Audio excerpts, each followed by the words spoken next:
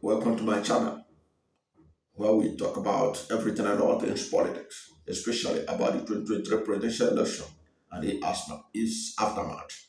Now, one of the fallouts of the February 25 presidential election is that on March 1st, the Independent National Electoral Commission, despite the protestations by the opposition parties, went ahead to declare Bola Ahmed Tinubu as president-elect and returned elected despite the protestation as said earlier. That's part of the fallout or the outcome of the election. Now, even beyond that, May 29th, Bola Ahmed Tinubu was also sworn in as president of the Federal Republic of Nigeria. Now, what is left is for those who are opposed to what happened, the processes of his emergence, which many claim there are so many violations that was done in the process of announcing him as the winner. There are those who talk about the fact, especially that INEC did not adhere to Section 134, Subsection 2B of the 1999 Constitution, which stipulated that for anyone to be declared winner of a presidential election, such a candidate must get majority of the votes cast. The person must also have 25% of the vote cast in 2/3 of the 36 states of the Federation and the Federal Capital Territory, Abuja. A day before the election on February 24th, Mike Ngine, a former resident electoral commissioner for Akwa Ibom State, told Nigerians and indeed the world that tomorrow's election, the presidential election tomorrow, nobody should be declared the winner of the election without getting 25% of the votes cast in Abuja. It was like it was a prophetic warning to Nigeria, but nobody listened to him. But my own take is that if Mike Ngine, the resident electoral commissioner, is aware of the role, the importance of 25% in Abuja, then there's nothing that can exonerate the INEC chairman that he didn't know this, but he went ahead and declared Aswad president-elect, even when Aswad did not get 25% of the vote cast in Abuja. Now he has been sworn in. He's the person in charge now, and people, they aggrieved, are in court. But he has started administering the states as he's empowered by the oath he has taken. Now, one of the decisions he took that have been the talk of town right now is the suspension of the central bank governor, Emefiele. Emefiele has been suspended. The reason for his suspension, according to the statement announcement, was that they are carrying out a reform in central bank and that they are investigating Emefiele, the central bank governor. And then there are also those who are saying that what is happening to Emefiele is tied to the change in color of the Nigerian currency, okay, that happened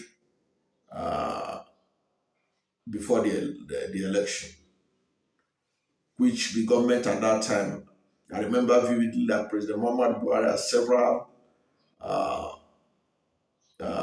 occasions that he had to speak on this, had said that it was to ensure that people does not buy votes, to ensure that there is no thuggery, and he explained so many things to explain that is what that the change uh, of currency is necessary for Nigeria and all that.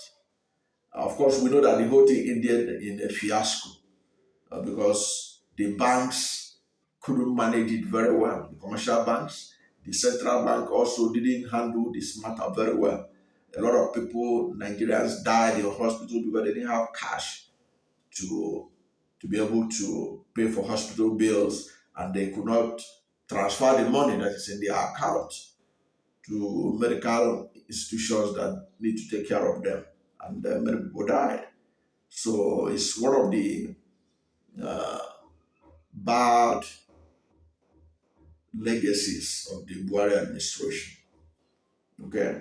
Now, no matter what you can say about Emefiele and his handling of the institution of the bank, the Apex Bank,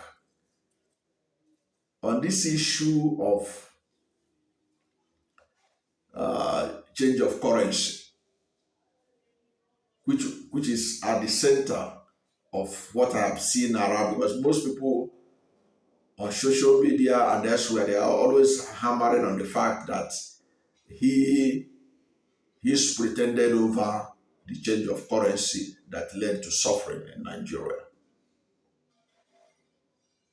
But is it really the problem? Is Emefiele really the problem? Is it the reason why what happened? Some people have even alluded to the fact that he disobeyed court orders severally. But we know also that his principal, former President Buhari, disobeyed court orders. Even when the Supreme Court ruled that he should allow the old currencies to be made available, Buhari made a public announcement. He addressed the nation and picked only 200 naira to be the old currency that should be allowed back into circulation. Now, who is the person that brought the idea of changing the currency? And it has been gathered that it was Buhari himself that brought up the idea of changing the currency. And there are people hailing him that time too, saying that what he did in the 1980s when he was a military head of state, where he changed the currency, that he has come to implement it in a civilian time to sanitize the monetary system. So if you are probing Emefiele or you are investigating Emefiele, are you also investigating his principal? Because Emefiele was only obeying the orders from his boss, the former president. Has justice been served to Emefiele if his principal, who gave him the order to go and change the currency, and if you see the passion that Buhari used to talk about changing of this currency, what he hoped to achieve with it, you will know that this is an original idea from him. It's not an idea that came from the central bank governor. So why should the central bank governor be made to bear the full brunt of what happened without the president that he served? Is it fair? Is it that because it's Nigeria, where we do politics of the big man, Buhari cannot be interrogated on his role, on how this matter came to be what it is? Because without Buhari approving the change of currency, it couldn't have taken place. And like I said, it was gathered that it was his original idea. It wasn't even an idea from the central bank governor, Emefiele. So what do you do to him? What do you do to the man who, when the court said release old currency, he refused and only announced that 200 naira will be restored or returned to circulation. Is it Emefiele that did that? And many people are blaming Emefiele that he didn't obey court orders. But it was the president that addressed the nation and said, look, 200 naira. And some people were hailing him that it was meant to stop vote buying and all that. It was later, perhaps the former president had a rethink. He now threw Emefiele under the bus, saying that they issued a statement from Garba Shehu that time, said that the president never tell anybody not to release the rest of the other currencies in circulation. So why should Emefiele be interrogated alone? What, to be fair, what they ought to have done was to show us evidence that even the former president had been questioned. Former president can be questioned because already you see what is happening to Donald Trump in the United States. He's being questioned, a former president of the United States. So why didn't they question him if they are really interested in fairness, justice, and equity, if not a vendetta? Because when you look at it, shortly after Aswad was sworn in, one of the interviews that Bayo Nanuga gave was that he gave it to Daily Trust, was hinting that, in fact, it wasn't he was plain that Emefiele has to pay a price for the way he handled his office. But then many people interpreted it as to deal with him because don't forget that in the heat of the election, Aswad Bola Ahmed Tinubu and his team were alleging that even the currency change was targeted at him. So they feel that it was the brainchild of Emefiele. But they knew, if they are sincere, that Emefiele couldn't pull off that kind of chain without the boss sanctioning it, without even the matter originating from him. We know the games they played before Aswad emerged the candidate of APC. It got to the point where it was alleged that Senate President Ahmed Lawan was the preferred presidential candidate that Buhari wanted to push through. But of course, because Aswad has his men everywhere, he was able to withstand the sitting president's candidates and still emerge. And don't forget too that before the election, as a result of the cash shortage that the country was experiencing, the cash shortage that the country was experiencing, and fuel shortage, the former governor of Kaduna State made a state broadcast where he alleged that there are people in the presidency who does not want the election to hold because Aswad Bola Ahmed Tinubu emerged as the presidential candidate.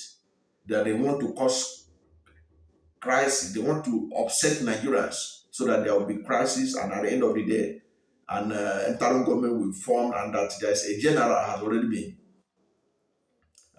selected to emerge the head of the interim government.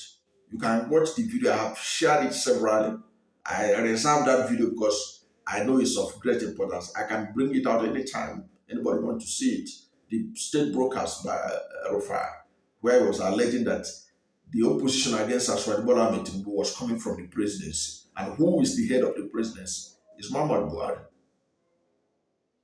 So if the currency process was to stop Aswad Bola Ahmed Tinubu, it then means from what Rufai was saying, it came from the presidency. So why are they not touching the head of the presidency at the time? So that the question Nigerians should ask themselves. Because already I see people celebrating that Emefiele has been put in his place. But Emefiele is just like a messenger carrying out the message that he was directed to carry out. So if really that this thing is about Emefiele's role in management of CBN. Emefiele has a boss. His boss should also be invited. And then there are also those who are saying that one of the things why Emefiele is allegedly detained by DSS. Of course, there are reports that DSS has refused to speak about it. Nobody really knows whether it's true or false. But whatever may be the case, there was allegation that Emefiele was allegedly funding terrorism. Okay, that was one of the allegations. And we saw how it played out even when Buhari was still the president. The allegation that they are trying to arrest him, that trying to do this or that over terrorism, financing, or whatever. If that is the case, it's a very serious matter. But also, we also need to hear from Emefiele himself what he had to say about the allegation against him, because terrorism financing is not a small allegation. It means that he is responsible for some of the terrorism going on in the country. And many people would doubt that without hearing his own side of the story. This is because this is a country where the United Arab Emirates gave Nigeria the list of terrorists, terrorist financiers, and everything else. But up to today, we have not heard much about them, what the government had done with them, whether it has government had persecuted them or not. These were the ones that international, another country, UAE, listed and sent to Nigerian government. What happened to the list? What happened to those whose names appear there? At least those ones, UAE has done their own investigation and was able to come to the conclusion they are terrorism financiers. What about their matter?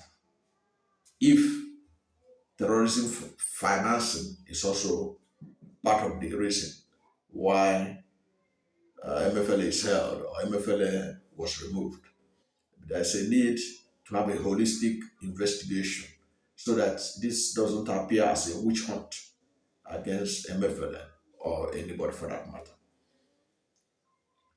Thank you for watching this video, and if you are new to my channel, you have not yet subscribed to my channel, please subscribe to my channel, hit the subscription button, hit the notification bell. When you subscribe to my channel and hit the notification bell, anytime I have a new video, you'll be among the first to know. God bless you. And please don't forget to like this video, because when you like it, Google will rank it high and recommend it for more people. God bless you and yours.